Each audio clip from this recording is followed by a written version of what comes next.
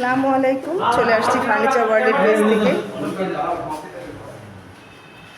একটা আলমারি, অনেক ওয়েট, 4জন লোকও ধরে নামানো অনেকটাই কঠিন হয়ে যায়।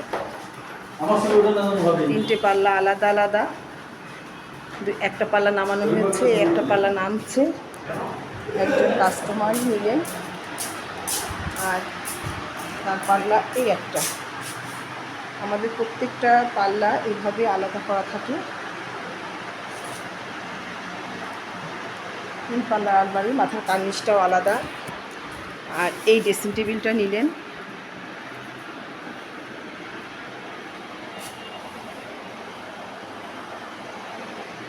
একজন কাস্টমারই নিয়েছেন। ড্রেসিং টেবিল, আলমারি, এই খাট। তো আপনারা দেশে এবং দেশে